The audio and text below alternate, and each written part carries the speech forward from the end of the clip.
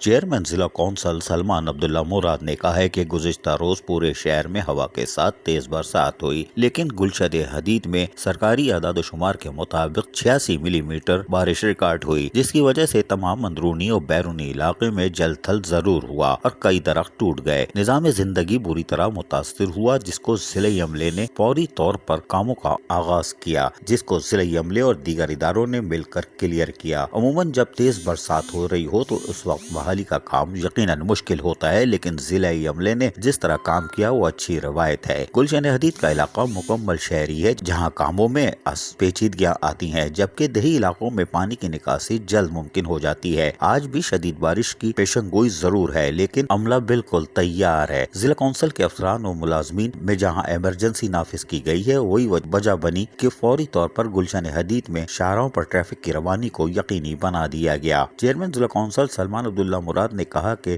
بارش کا سلسلہ مختلف علاقوں میں جاری ہے۔ جہاں عملے نے فرائض کو نبھایا، وہیں ہماری حدود میں زرعی اراضی ہے جہاں بارش سے خوشحالی سامنے آتی ہے، کیونکہ زیر زمین پانی کی سطح بلند ہوتی ہے، جس سے فصلیں شاندار ہوتی ہیں۔ ان خیالات کا اظہار چیئرمین ضلع کونسل سلمان عبداللہ مراد نے بن قاسم، گڈاپ ٹاؤن اور ضلع غربی کے مختلف علاقوں میں بارش کے بعد پیش آنے والی صورتحال کا جائزہ لیتے ہوئے کیا۔ اس موقع پر ڈسٹرکٹ انجینئر ضلع کونسل، ڈائریکٹر سینیٹیشن مشتاق مٹھو، ڈائریکٹر سوشل ویلفیئر نبیل بلوچ، سینیٹیشن آفیسر افضل لغاری، ڈپٹی ڈائریکٹر نیاز پلیجو، سب انسپکٹر عامر راٹھور، شانی پرویز اور دیگر بھی موجود تھے۔ چیئرمین ضلع کونسل سلمان عبداللہ مراد نے اس موقع پر کہا کہ اراکین کونسل میر عباس ٹالپور، اختر عرفانی، عبدالستار حمایتی، حاجی ابوبکر میمن، حاجی منظور، حاجی جان عالم جوکیو نے بارش کے ساتھ ہی کاموں کا آغاز کیا اور اپنی اپنی یونین کونسلز کی حدود میں لوگوں کو سہولیات کی فراہمی کے لیے ماضی کی طرح ریکارڈ قائم کیے۔ واضح رہے کہ گزشتہ روز ہونے والی بارش میں ڈسٹرکٹ انجینئر،